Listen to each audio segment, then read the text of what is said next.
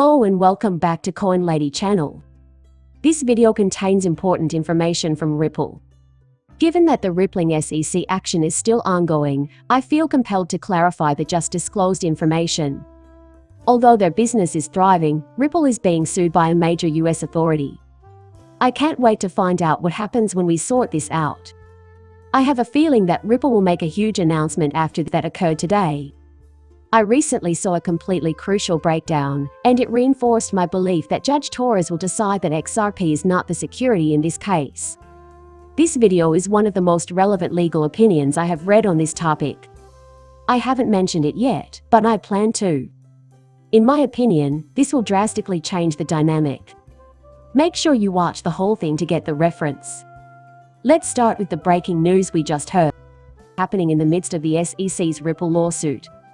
What this means is enormous. In other words, it looks like Hong Kong and Ripple are launching a brand new CBDC venture. Hong Kong will emerge as a global powerhouse. In addition, a CBDC appears to be under construction by Ripple at that site. I did, however, find another tweet from one of their official accounts that makes it clear that payments will be required to use this CBDC. And one of the senior staff at Ripple were both present for this photo. It was really interesting to me. It would seem that the Ripple's industry is developing rapidly.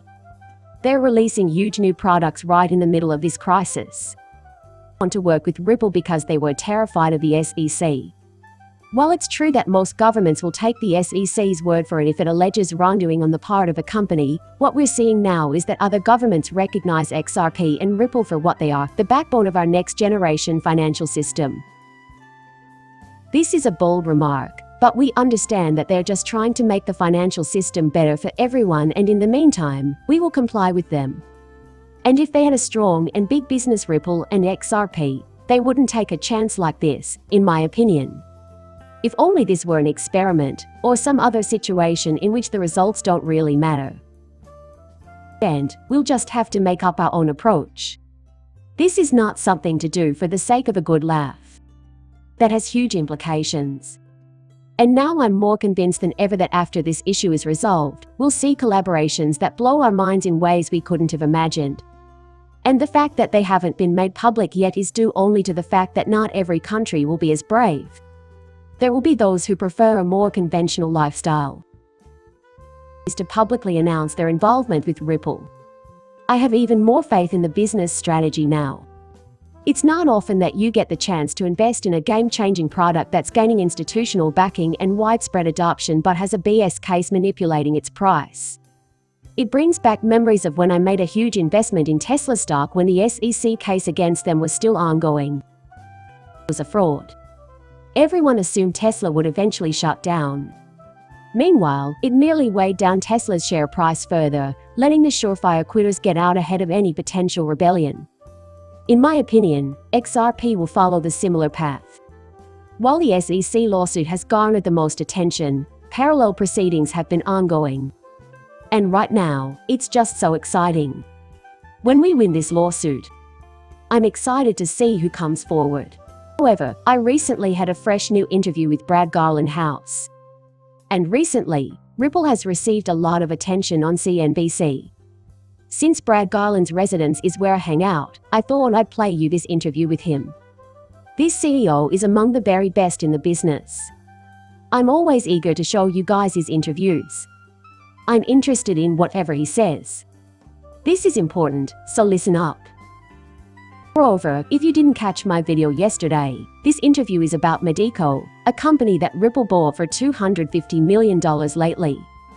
And from here on out, I'm turning things over to Brad Garland House. Given the widespread skepticism among investors in the wake of several high-profile crashes in the crypto realm, are you aiming to mitigate the industry's inherent risk and volatility by pouring more resources into its underlying infrastructure? Financial institutions manage and ultimately transact in the future.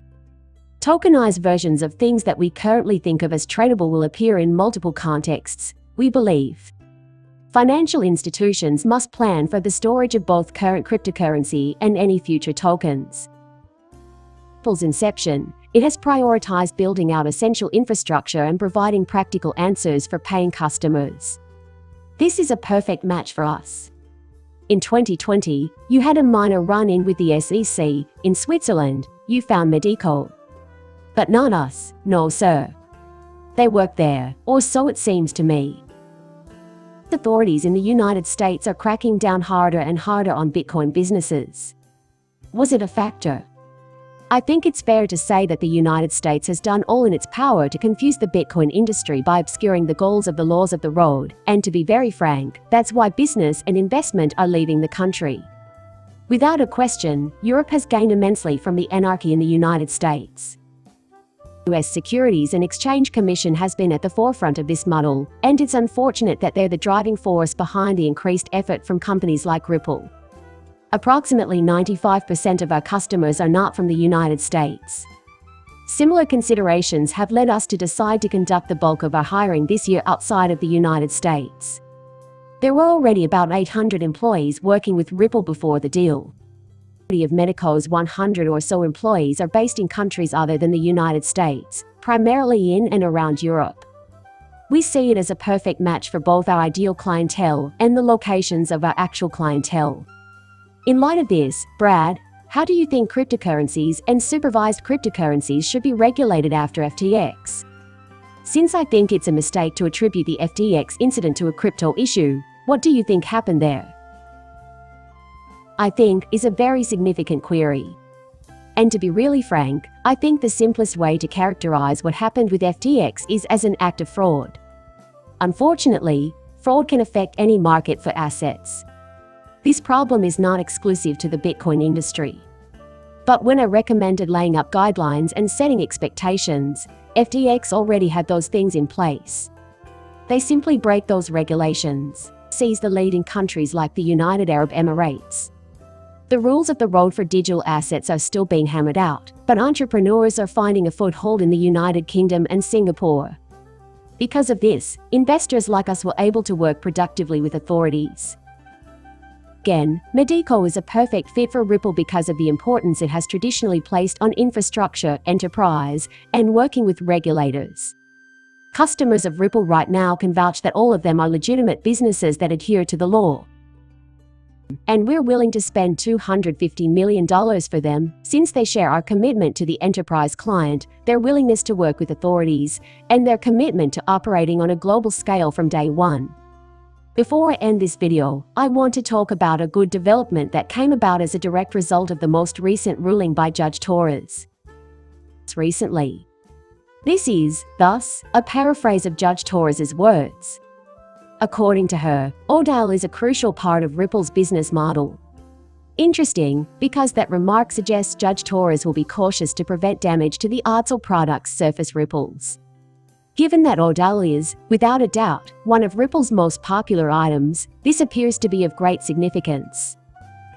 Therefore, the Securities and Exchange Commission, SEC, should not classify ODAL transactions as securities transactions and therefore render that product useless. Perhaps even more important is how Judge Torres decides to handle secondary sales in this instance. Bill Morgan says the involved attorney is someone we've talked about on this channel before. He does an excellent job. Goes to of her way to say that ODAL transactions do not violate securities law. She is effectively claiming that XRP itself is not a security. In this way, we can confidently assert that XRP is not a security. In addition, the question of whether or not XRP is a security need not be addressed directly by Judge Torres. Simply put, you can argue that XRP is not a security and that the ODAL transactions enabled by Ripple are therefore illegal. ODL transactions to be securities. Right now. She explains that ODAL is an important part of Ripple's business. She won't make a statement like that before declaring that the product line is no longer available to businesses. There's trouble afoot, Ripple. That's not the kind of Judge Torres is. It looks like we're going to have a tremendous win here. Consequently, XRP is not a security either. Anyway, I greatly value your being here today, gentlemen. I trust you found this update interesting.